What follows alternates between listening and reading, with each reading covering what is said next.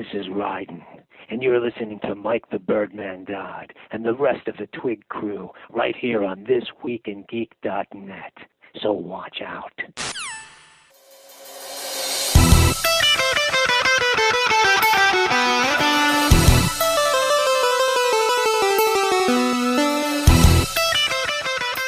Hey guys, what's going on? You are listening to ThisWeekInGeek.net, and this is one of our newest editions of the prototype for the year 2021. I think this is our first prototype of 2021, and we had a lot of stuff to talk about. The month of February had a lot of stuff to offer as we go into March. Is going to be going in like a lamb, going out like a lion. Who knows? All we know is we got a lot of stuff to talk about from Sony, from Nintendo, in the world of Pokemon. So over about the next 30 minutes or so, me and my co-host Alex, my Pokemon trainer extraordinaire, because he's played more of the games than I have in recent memory. Which is surprisingly not that many. Yeah, well, it's weird. Like, I used to be so excited for Pokemon, and I really liked my time with Pokemon Let's Go Eevee. But the newer stuff, I'm just not into. And like I had red, I had silver, I think, and then I played one of the Ranger games. I had the pinball game, I had the card game on Game Boy, and then I didn't really play anything like truly like the full game until Sword and Shield. So like I think you and I both basically have like a 15-year gap of Pokemon. Like I played Pokemon Blue and Red back in the day. I played Fire Red and Leaf Green. I played Yellow.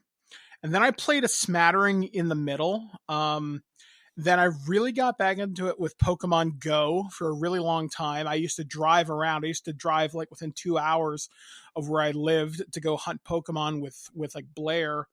And then that kind of fell off once I got into my wheelchair and it was harder to get out to go hunting. And oh boy, did the pandemic kill that game, didn't it? Well, it's weird because there seems to be more hours where people can go raid and stuff like that. And then there was all the problems where people were getting mugged during that. There was the Pokemon Fest problems where they couldn't get enough connectivity. People having guns drawn on them because they were walking onto private property. Yeah, like it was a mess. I mean, we're doing this a little out of order, but let's just do Pokemon quickly because I think it's the freshest one. Yeah, and that just happened a couple of days ago. I mean, one of the big things to note is they're going to do remakes of, I think it's Brilliant Diamond and Shining Pearl, which were originally released on the Nintendo DS back in 2006. I want to say those are the ones I had both. Because I think I got them for review or I bought them privately. No. I can't remember which. Was Platinum the one that was like the evolution of those two? Like where they do like a final version? I don't remember. Because if it was, that's the one I played a little bit of. But like when I say little bit, I mean somebody let me borrow their was it a DS game, I think? A DS cart? I think I've got them all downloaded on my 3DS, but I don't know because it's been so long. I can remember the cover art more so than I remember the game, and that's about the time I was in college, so I was really out of it for a number of years. And I don't know, that's cool that we're getting remakes. I mean, obviously. Red and Blue and Yellow are mine, and I guess I more or less got that with Pokemon Let's Go. Well, it looks to be, before we get into their actual announcements, yeah. I think they're going through like a three game cycle. Like they're gonna have other games too. Like we know Pokemon Snap's coming and everything, but as far as the internal games made by Game Freak themselves, if you notice, they've got whatever new generation game is coming. Like that's when we have our Sword and Shield. Then they'll have a remake of something that they're slowly working through since they did Leaf Green and all that stuff. They've been doing like going back to the generation. So they're I guess 15 years ago games sort of thing. And then with the Let's Go, it was another remake, but this is like of the casual, and casual gets a bad name, but the easy breezy kind of games. So it looks like the next one of those eventually will be like, hey, let's do gold and silver, but in the Let's Go version. You know what I mean? So they're going to have they have their own Call of Duty cycle going, right? 3 different games or 3 different styles, going as they go along, which is pretty neat. as you said, they announced, I believe, those Pearl and Diamond. That was the first generation on DS, wasn't it? Yeah. Yeah. And they look, I mean, I think it looks cool. I would have been upset if it was like a major change, like if they just slapped on the engine from Sword and Shield. But it kind of gives me like an HD DS title look. So I think it looks pretty neat. And then as far as other stuff, they did open with a really cool montage video of all the merch that they've had from the last 25 years of Pokemon. Yeah, 25 years. Yeah. Did you notice something though? Not a single game from the GameCube was featured. I think they showed Pokemon 3D Arena, but I think that was the N64 one they showed. Yeah, they didn't show XD. They didn't show. I think it was a Coliseum. Yeah, they skipped an entire platform. I don't know why, but I know I was like, that seems odd, and then I went onto Reddit, and people are like all thinking the same thing. Why did they skip that? Like it seemed like an oversight, but it's like if everybody's noticing that, it's like they must not like those games or something. Mm-hmm. The one that really caught my attention with the announcements is the Pokemon open world game, Pokemon Argus, I think it was, or something like that. Was it Pokemon Legends? Yeah. Arceus, I think. Arceus, yeah. Pokemon Legends Arceus. And it's set in the same region as Diamond and Pearl, but 100 years ago, or like turn of the century. So I'm totally okay with this. I like the fact it kind of has catching reminiscent of Let's Go, but you have to battle at the same time. So I'm totally fine with this. Admittedly pretty bad, but they're super alpha right now. Yeah. But then again, it's not like you're expecting a Pokemon game to look like Breath of the Wild or whatever. I'm totally fine with it. I'm glad with them, with the graphics still being kind of cutesy and cartoony and very anime inspired. It's the Pokemon game I'm probably the most interested in right now. Yeah, well, and they're coming out fairly not at the same time, but this is coming late, so it's going to be the Christmas game. It's supposed to be the Diamond and Pearl, but then they said, they said early 2022. So we're talking early 2022 means anytime February. So it's February or March. So we're looking at only a 3-month turnaround between them. But I guess they're different enough, and maybe they're hoping that they're going to capture all the kids that got it at Christmas, and now they're going to want to see what the history of that world was like. So I have a feeling that they're going to have some stuff added to those enhanced remakes, right? And they'll probably have something carry over from your saves or something. Saves, but I have a feeling that you're going to go around town and you're going to see things like posters or books, and there's going to be references to the character you're going to play as in the next game. Where they show look at this historical picture of so and so who helped settle the land, and it'll be the picture of the avatar from the game you're going to play in February or March. Mm-hmm. I'm less optimistic in the fact that that's what they're trying to do. I think it's just trying to boost year-end sales data. Because obviously, if you want the big game at Christmas, you're going to have that rush, and then you want your year-end financial ends in March.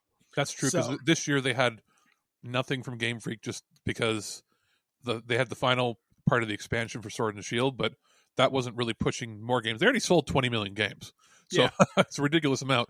But yeah, you're right. Like they've basically went 2020 without making a bunch of new revenue. Yeah, so whatever. I mean, it looks fine. Pokemon Snap, I'm still looking forward to because I've always really enjoyed that. One of the things I'd like to see, because I think it would be perfect for the handheld market, I'd like to see a Pokemon Pinball, but I don't know how you'd mount the Joy-Cons for that. You'd need like a custom thing for it, which would be impossible. It's Nintendo. They would do it for Pokemon. Yeah, like another version of the card game, which I found out while watching that trailer. You can play the Pokemon card game online. I guess it's kind of like Hearthstone. I think that's what the game is. I don't know. I know what you mean, or like Gwent or one Magic. of those. Yeah, Magic or Gwent or whatever. So okay, cool. I'm actually really surprised that they haven't leaned into Pokemon Puzzle League again, because that would be a really simple $40 title. Or for $20, release an updated version of the Pokemon Tetris. Yeah, or if I had to pick, because you could port this to mobile real easy, and you could even have integration with Pokemon Go, do another version of Hey You Pikachu and have it use your phone's microphone. Especially, hey, you Pikachu, augmented reality where he's in your room. Yeah, like there's so much possibilities for that. Other than that pretty much covers the Pokemon stuff. It's cool. Yeah. It's still going. It was a surprise that they're taking some risks and doing something new. Yeah. The next thing we're going to talk about is the Nintendo Direct. This one was almost an hour, and the first proper one we've had in quite some time. Which people were freaking about. And it's mixed reviews online, but you know what? I'll say this before we get into it. It's one of the first times in a long time that one of these directs or presentations has had a little bit of something for everybody. Yeah. I mean, there wasn't a lot there for me, but there was some stuff I didn't expect. Yeah. One of the first things they talked about was the new Monster Hunter Rise, which comes out next month, or this month rather. That comes out, I think, March 26th. Okay, sure, fine, whatever. That's a thing. They also announced Pyra from Xenoblade Chronicles 2 for Smash Brothers and her alternate form. Which when I saw, at first I thought I was going to have a heart attack because I thought they're doing a direct sequel to, or another surprise expansion to Xenoblade Chronicles 2. And then it's like, nope, psych. I'm like, well, great for all the people that like that, but I have no intention of ever playing. So one of my main complaints I saw people online was like, oh, look, another sword fighter. And you know what? That's valid. None of the new expansion pass characters are really grabbing my attention, but Nintendo can print money as long as they want. If they keep updating the game with new DLC characters, people will pay it. And I think it's a great model for paying $30-$40 for 5 new fighters. The game's infinite. You can keep updating the game's engine. You can update the rule sets, nerf and balance damage. Especially when you have a few white whales still out there, you like that people have been sort of clamoring for. You still got Master Chief that has been looming over that we're probably going to see. There's also been people waiting, for a long time for, was it Crash Bandicoot? People have been thinking that might show up if they start doing more deals with like Sony and people and Activision. I think you'll see Crash long before you see Master Chief. Although you would see Doom Guy before them, but even then they've said it's not the demographic we're aiming for. Personally, Earthworm Jim would be fun. Earthworm Jim or Toe Jam and Earl would, I think, be wonderful. I think Earthworm probably has more like appeal for like the casual fans that at least know who it is. Also, Tommy Tallarico needs that money to finish financing his Amico system, which comes out in October. So I've heard. Which I mean, he would make more money from licensing Earthworm Jim, since I think he owns part of something. He has part ownership or something like that. He'd make more money from that than he is from selling the systems. I'll tell you right now, that's one system I have absolutely no intention of ever playing. I have curiosity in that if we got a review unit, I would be fair with it, and also to keep an eye on for when it goes to clearance, so I can get it for $50 and just try it out. Yeah. I'm trying to think of what else was mentioned. There are a pair of games which are just going to be localized. They come out in May, and they're called the Famicom Detective Club. Yeah, The Missing Heir and The Girl Who Stands Behind. These were holy grails of the Famicom disk system that never got translated because they're early visual novel mystery games from before that was a major genre. We're talking like mid-'80s, right? I know that there have been like fan translation attempts in the past and they had done it, but this is a full, for all intents and purposes, remake. The only unfortunate thing is we're not going to get an English dub because I think this is so experimental for them. They're not sure if it warrants it, right? And you have to buy them individually. I get a feeling if it sells well, you might just see a surprise. Hey, we got a cartridge deluxe version now with voice acting. Mm-hmm. So that one is something I'm interested in because I like those visual novel games ever since I got into it with like Arcade Spirits last year. And they're supposed to be very well written. Mm-hmm. So that would be something. And, spooky murder mystery with supernatural elements, that's kind of up your alley too. Yeah. What else did we see? Samurai Warriors 5 was announced, but that's coming to all platforms. But it does look like the first Warriors game on the Switch that looks smooth. They changed the graphical style to be like a little more cartoony. Yeah, I mean, as long as it runs as consistent as Hyrule Warriors: Age of Calamity, fine. Which in itself has a hard time locking to 30 FPS. This looks like they're even aiming for 60. So cool. Yeah, cool. I'm down for that. Those games are fun. I mean, I've been playing Persona 5 Strikers, so there was an Animal Crossing update with Mario stuff. Whoopie do. You know what? I bought Animal Crossing a year ago. Haven't touched it. Haven't even loaded it yet. See, that's why I didn't bother, because I was worried that I wouldn't be interested, and I would feel like, I know that it's a good game, and I know lots of people love it, but I don't see the appeal personally. I wanted to get in on something kind of fun and innocent. I really had a feeling the pandemic is really going to take a lot of people down, myself included. And last year for me, I mean, relatively speaking, last year was actually an okay year for me mental health wise. I didn't really need it. I mean, having the time off from the show helped, but I didn't find a game other than Persona 5 Royal and Final Fantasy 7 Remake that really took me away into anything special. And remember, like, let's take it to the fact, what if Cyberpunk had been good, and what if it had launched on time? Between those three games, there wouldn't have been a lot of time for those of us that love big story RPGs to play that kind of game. Yeah, I mean, the only game that really depressed me last year would be The Last of Us Part 2. I mean, great game, fantastic story, but it leaves an ugly taste in your mouth. And you still have like Ghost of Tsushima to catch up on. Yeah, like that's going to be one of those. Yeah, there was that, and then we also had, for classic RPG fans, we had the Persona 4 Golden PC version come out. So there was no lack of long games to play that you could really get into. Let me tell you, one of the things I'm so happy I don't see anymore is people posting on their Facebook or Twitter, who's selling turnips today? I don't miss that. There's a few people that still do. They know who they are. They should feel shamed. Other than that, there's a new Mario Golf coming out. Yay, I guess. I like the fact really good. It's an RPG, man. It does look interesting. It's not my thing, but I like the fact that there's a story mode. You can import your Mii. There's like a thing where all of you tee off at the same time and you have to dash to the next hole. Okay, that's cool. One of the ones that caught my attention, but I do not agree with the price point whatsoever, is Miitopia. That's something I would buy, but not at $60. $65 Canadian. Yeah, no, not a fucking chance. If it was 30, sure, but not at that price. Because I remember I used to play that on my 3DS. I used to play that on my phone. I'm not paying that on the Switch. It is not worth it. It looks like a freemium game that should be free and you just pay for accessories. Yeah, like it doesn't look like what you're charging. Now, if we get a review code for that, I will gladly review it. But basically, prove us wrong that it doesn't look like there's enough, in quote, gameplay. Like, it seems like it reminds me, and I think the problem is how they're marketing it.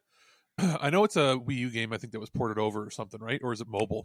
No, it's very similar to the to the 3DS. You'd go to things, get all the street passes, then your characters would level up. Yeah, and I think people's misconception is going to be people like, why would I do that? It's free on the 3DS.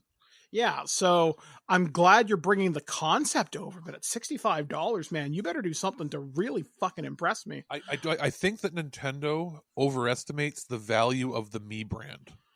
Yeah, I don't see it. You know what? If Nintendo really wanted to impress me, they would do a 3D print on demand of your Miis and have them amiibos. Yeah.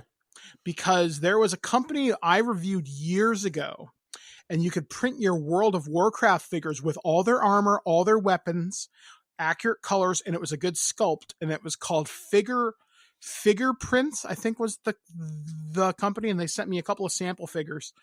And as long as you gave them the server you were on and your character name and all that shit, they were accurate. Also, they grabbed the model and then would 3D print it?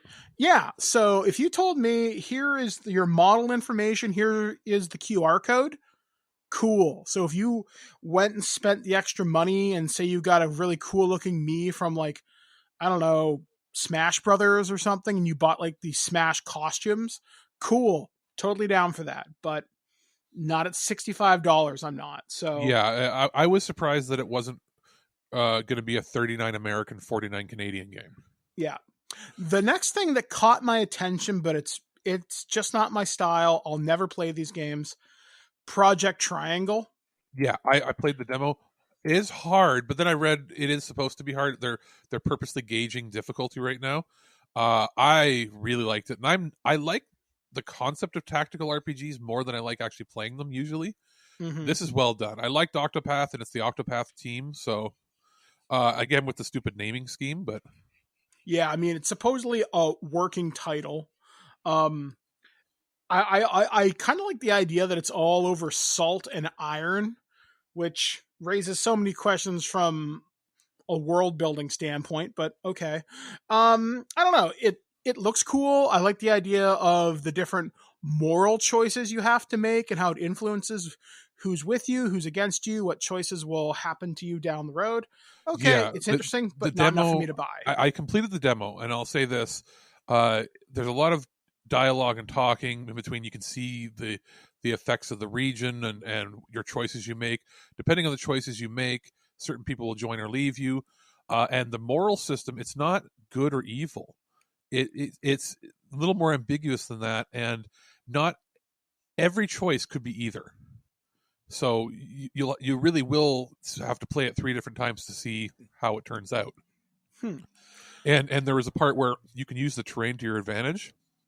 Like, I trapped a bunch of people and then set my own houses in town on fire and incinerated them. Oh. Yeah, so there's some cool stuff there. That was, I think, the big surprise, because they spent a lot of time on it, and then the demo was already out, shadow dropped. Yeah. Let me see. What else is there to mention out of the Nintendo thing? Tales of Borderlands, so who cares? Yeah, whoop-de-doo, it's just a port. Who cares? Legend of Mana was announced. That was a PS1 title from the late in the PS1 life cycle. I remember playing the demo of it, and I think my friend had it. One of the things that surprised me was the Saga Frontier port. Did not expect that. That was announced earlier, but they showed more of it. And both of these games are getting like the HD backgrounds with the original sprite treatment, which is kind of neat. Mm-hmm. That'll be interesting. I'll keep an eye on it. No More Heroes 3 finally got a date for August 27th, and it looks cool. And it has looks like every boss battle is a different game style.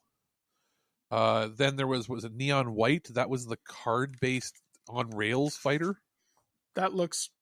I've got no interest. Yeah, I don't know. The DC Superhero Girls, Teen Power. I looked at it. And I like the art style, but I don't like the game. I didn't like the art style or the game, but I know it's not for me because I know that everybody is shitting on it, except people who have kids that are in the age demographic. A lot of little girls love it. A lot of little boys love it. So cool. Who might have judged that? Just saying that it's definitely not for us. Yeah, I mean, if we get a review copy, which is quite possible. Yeah, well, no, I'll take a look. That's the thing. I always like when we get review copies of games that I was hesitant for, and then sometimes they'll turn out that they're good. Sometimes they turn out to be horseshit. Yeah. Unfortunately, was it Nick Kart Racers 1? Yeah, although the second one was a pleasant surprise. Yes, exactly. But the first one, you're like, I remember you just messaging me going, is there something wrong with me because I hate this? I was like, what do you mean? You're like, it's not good. There was one game that surprised me because I didn't think it'd be multi-platform, but it is. It's called Knockout City, and that's basically dodgeball meets like battle royale. They spent so much money on a game nobody's going to play. It's kind of like this, and it's made by EA, which means they're trying to capitalize on what happened with Rocket Arena last year, which went nowhere. Like, I think that game went freemium within months of its release. It was a full-priced game, and within a week it was half-priced, and then it disappeared off the market. Yeah, like, cool idea. I like the idea behind Knockout City, but I think there needs to be a few less battle royale games. Like, there was one I was really interested to try, but I never saw the player base for it. And I think it was called Spellbreak. Yeah. And we talked about that last year. And we talked about it saying that looks cool, but nobody's going to play it. Yeah. And right now for battle royales, you've got Tarkov, you've got Apex, you've got COD, and PUBG. There's really room for 5. Fortnite. Yeah. There's like 5, maybe 6 total. Overwatch. They have to be by AAA, and they have to be AAA titles. Each company that's of one of the AAA huge companies can maybe have one, but they're never going to be able to fight for supremacy. It's always going to be between three companies or three. Yeah, like nobody's talking about Valorant anymore, and that was Ubisoft's attempt to do Battle Royale, but with more verticality. No one's talking about it. For the next, I would say 2 years, we're still going to have Fortnite, Apex, and COD. And then you might have Overwatch pop in there now and then. Well, that's it. Overwatch is more of an arena shooter. It's its own genre, but I would say there's probably room for one more, and that's probably PUBG, because it's got a dominant, very supportive player base, but it's all PC players, as far as I understand. And Tarkov is sort of the underground. People play a lot of that on Twitch, but the average person doesn't know what the fuck you're talking about. Yeah, and Fortnite will always be dominant because they can sign all these licensing deals. They're willing to spend a lot more money of what, like, they're spending a lot more of the incoming revenue. Yeah, to keep it going. So moving on to our next thing. What was the next big thing, Alex, that was talked about here? I guess Splatoon 3. They showed off Plants vs. Zombies, which I believe is the first Frostbite engine game to come out on the Switch. Whoop-de-doo. Yeah. We'll see how that works. They teased something called Star Wars Hunters that showed no content. Now that might be some kind of an arena battler, I'm guessing. It seems to be. That might be something that breaks into that market. There's the Ninja Gaiden Master Collection, which is the Ninja Gaiden 3D trilogy. Yeah, the Ninja Gaiden Sigma. So if you like getting your ass kicked, good luck. Also coming to all they didn't show it there, but it is multi-console. Yeah. Then there was some Hyrule Warriors expansion pass information. Hades getting a physical edition. I do not get the hype behind that game. I mean, I'm not a fan of roguelikes at all. So that's why Returnal's kind of like for me. But this, I don't know. And then there was a game called World's End Club from the creators of Danganronpa, so it could be really that looked kind of cool, actually. Yeah, could be messed up. We'll check it out probably. Because I think that's NIS America, right? Yeah, it's probably them publishing it. So they like us. So we'll probably. And that's probably the biggest takeaway was, I think the amount of the surprise from Mario Golf and then the Triangle Strategy were the two big ones from that show. I'd say Splatoon 3 was another pretty big one. I'm sorry. I talked about that game. I like those games. I really do. I tried the second one and I was like, is this just baby's first shooter? And I'm bored. There is a lot of strategy to it. Like, I like it because if you have a well-coordinated team, you can really be dominated. But the problem is Nintendo has always had shit online. So you can't exactly talk to each other. That was my thing. I was like, my friends all got it when it came out on the Switch. I got it the day one. I returned it. It's one of the only games I did a satisfaction guarantee at EB for. And they're like, why? Oh, can we ask why you're returning it? It's like a survey thing. I'm like, because you can't talk with your friends. I also don't like how poor the connection was online. The servers kept crashing. And it just, Nintendo as a platform isn't designed to handle online well. So this might be the first game. Apparently they've switched their servers. I forget the name of it. There's two different server technologies. They've been using the same online servers since 2002. I did know that, actually, and that's why the Smash community is going to be happy, because that means hopefully we'll get better net coding. For Smash games. Apparently that's the thing. They might not be converting previous games to the new platform, but they're going to ease up the server load by making new, like, basically Smash might be the only one left on that platform until they eventually do a full migration. But I believe that the Splatoon 3 is supposed to be one of the first titles to use the new platform. So maybe we'll have, maybe it'll mean things like party chat for a future version of the Switch. Like if they use new servers and then they implement like a major update, maybe we'll be able to actually have themes on our system other than black and white. Yeah, like that's something that would, in my opinion, be so simple to do. I mean, you could charge people a couple dollars. Just because they did it on the 3DS. Just because it's simple doesn't mean Nintendo cares. Yeah, which disappointing. So that's that, and then we have probably the bigger show, which was the State of Play. Yeah, Sony State of Play. This one, I care and I don't care. There's maybe 2 announcements I gave a remote shit about. The big one, let's just talk about it first and get it out of the way. Final Fantasy VII, Final Fantasy VII remake, integration or something. Integrate. You have no idea how happy in my pants I got from watching this. It looks cool. I like the fact that Yuffie looks cool. She introduces herself as a special agent for the Wutai government. That's really neat. She's not just a materia hunter girl randomly running around. I like how they gave her, I don't know, she feels more fleshed out, although her Moogle costume's a little weird. Well, my brother was over for the first time in 8 weeks since isolation. Yay, he visited. And we watched it together. That was like, he's like, we're going to watch the State of Play together. So we're watching. I'm like, oh, cool. They're doing the enhanced remake or enhanced update. Sorry. I'm like, that's cool. They showed the graphics. I'm like, at first I was like, why do the graphics look worse? And I realized it was the stream, pixelation a little bit. And then when it cleared up, I was like, oh my God, the lighting and fog and atmospheric effects. And now they added ray tracing and all that sort of stuff, targeting 4K 60, whereas it didn't even do 4K. It did checkerboard upgrade. Basically, it's like going from a $200 video card upgraded to like a $700, $900 video card. It's that big of an upgrade. So I'm like, oh, it's all the subtle things. That'll be fun. Then they showed the loading times. You remember how long it was to load when you died?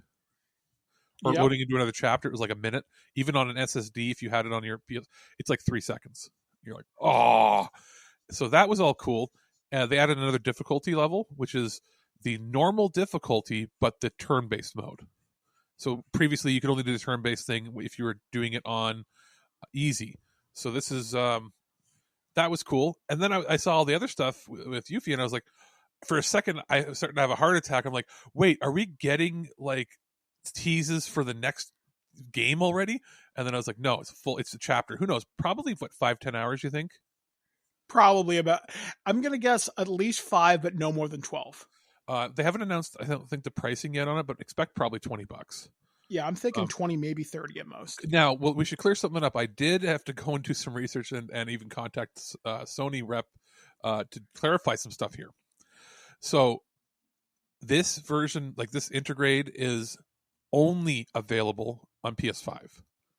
You get a free upgrade if you own the physical or digital PS4 version, which if you have the disc-based PS4 version, you have to have your disc in the system. You cannot get a free upgrade to the PS5 version if you have a digital PS5, because you can't physically put the disc in for DRM, right? Mm-hmm. So in your case, you've got a digital copy. You had a PS4 that had obviously a disc, but you have a PS5 with a discless version. You will still get the digital PS5 version for free upgraded. Good. So will I. Interestingly enough, this upcoming month, PlayStation Plus free PS4 version. That's a very big get for PlayStation Plus. Now, there is a big asterisk here. That PS Plus version does not give you an upgrade path at all to the PS5 version, because they can't just give you the PS4 version and then the PS5 for free. So it is a separate digital copy. They will do a check.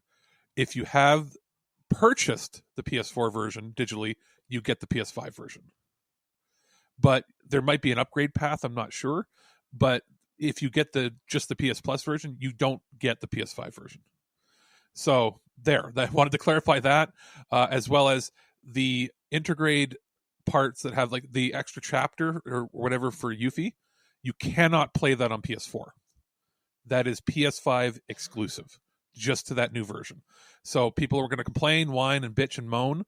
Too bad, because you get a PS4 upgrade. Oh, I can't get a PS5 system yet. Well, good. You'll have it when it comes out, and by then the DLC will be $10. Yeah, because there's still going to be supply shortages for quite some time. Yeah. So you know what? It's that doesn't change anything. Oh, I wanted to play that. It's like, well, then you should have done your best to get a system. I'm sorry that you're using you're whining about your 7-year-old system, but plenty of people were able to get their systems. If you really want it, you can get it. Yeah. So. It's not impossible, but you're going to have to do kind of diligence you should to make sure you can get it. I'm going to say this. You should be happy that they're giving you the upgrade for free. Yeah. The other thing they showed off was more stuff for Returnal, which comes out at the end of April.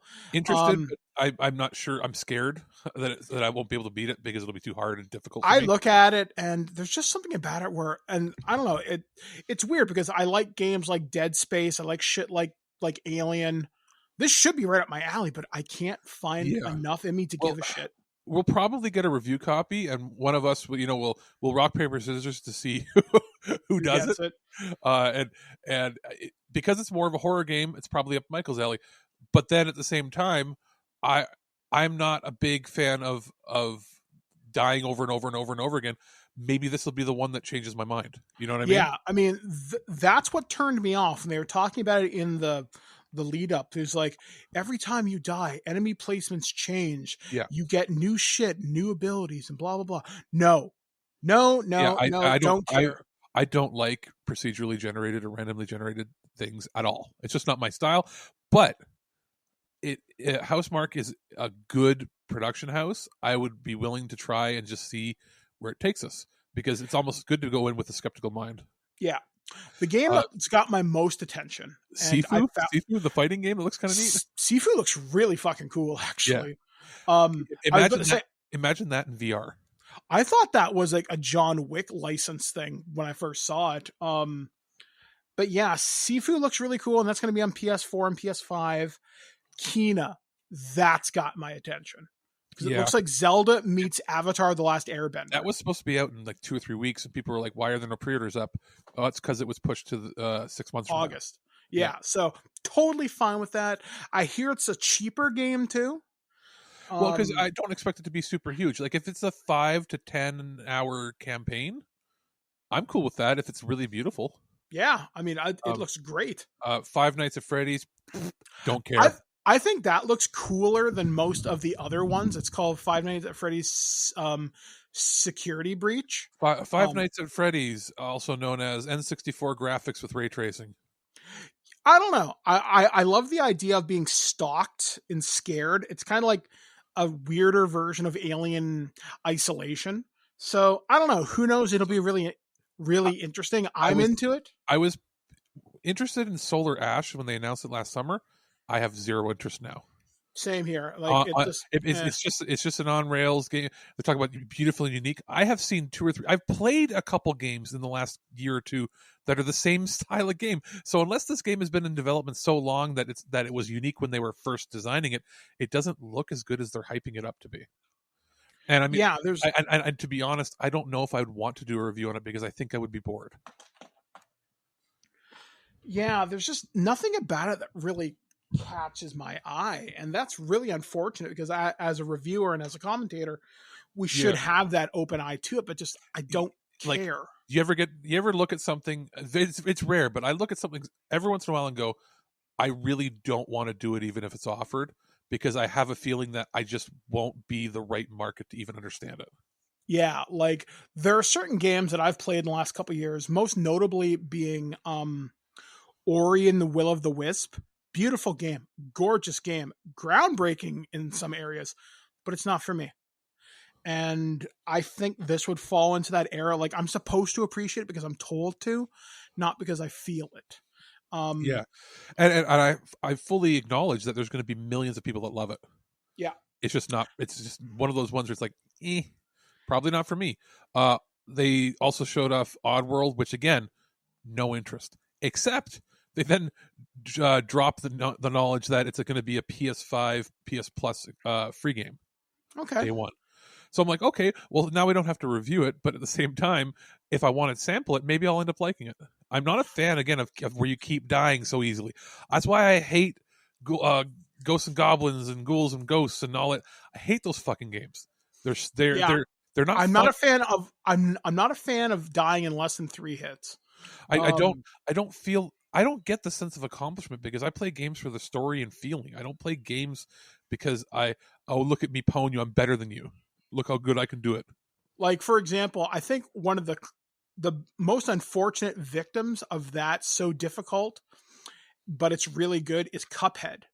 Game is gorgeous. Yeah. You should see that game from start to finish. I can't finish it. I'm not that good. We both were going to try it, and then we got to a point where didn't we just spend an afternoon at your place watching a long play of it because it's Yep. like of somebody who's really good? Because we just couldn't do it. It was actually more fun to watch somebody beat it than it was to play it. Yeah. Another thing that they showed off was another trailer for Deathloop. Okay, I care. Don't know whether I'll buy it. Maybe I'll wait for it to drop to like $30. Most interesting part of that was at the end was that you realize that they have their own James Bond theme song they're playing for it, and then he's just like, "All you motherfuckers is gonna be next" or something like that, or gonna die. And I was like, "Yes, he sounds like somebody from like a Fred Williamson exploitation film from the '80s." Hey, all you motherfuckers, like him and from Dusk Till Dawn. Come on, Sex Machine. Shaft. You fucking bit me. Fucking bit me. Come on, Sex Machine. I'm trying to think of what else was the really big that was thing, it. or that was pretty much it. It was the Final Fantasy where we were just like, skeet. I'd say overall, out of the 3 presentations, I would go Pokemon, I think, had the most exciting. It was Nintendo had the most variety. Yeah. And Sony had the most important with Final Fantasy. Yeah. Everything else was just kind of fluff. Nintendo had the most surprises. Yeah. But surprise doesn't mean everything. I think they were solid all around. I think in the next couple of weeks, and we may not do a full prototype on it, but I might just mention it on the regular show. There's the New Game Plus Expo, which last year was part of the Summer of Gaming thingy, Game Fest. And that's where all the Japanese studios that aren't like the huge ones like Sony put out trailers for their new games. That's where Persona 4 Golden was announced last year. They're doing it in, I think, March. Actually, it's this week. It's in a few days. In fact, depending on when this comes out, it may have already aired. But they're going to be showing off new games there. So they're trickling that out. There's also been news that E3 is running this year. We'll see how long that lasts because they've already announced that they're canceling the in-person event that they thought they were going to do for it. It's going to be digital. And then they announced that the Summer Games Fest is running. So which one do you think studios are going to go with? The one that cost them millions of dollars for licensing fees? Or go with Jeff Keighley's one where they got to do it for free? Yeah, exactly. And the game, sorry, and also E3 says they're going to have their own Game Awards ceremony. Are they fucked in the head? Like, it's not going to work. They're going to go up against the established Game Awards. Yeah, like, I'm sorry, Jeff knows how to put on a show. He knows how to get it all put together. People like him, and he doesn't charge them millions and millions of dollars to run it. Yeah. So that's pretty much going to do it for this edition of The Prototype. Once again, we do thank you for interacting with us. If you want to get involved with the show, feedback at ThisWeekInGeek.net or our Twitter account, at ThisWeekInGeek. Me or Alex will reply to you. So we will be talking about this on the regular show, probably depending on how many announcements come out. We are going to try and do some more prototypes as the spring goes forward. So yeah, maybe if depending on the announcements and how much news is coming, maybe once a month. Yeah. Until we get to the summertime when we're probably going to have a week or two of it's like here's one or two a week. Yeah. Last year. So anyway, folks, until next time, we have been Alex the producer. I've been Mike the Birdman saying be excellent to each other. We'll catch you guys again next time right here on ThisWeekInGeek.net.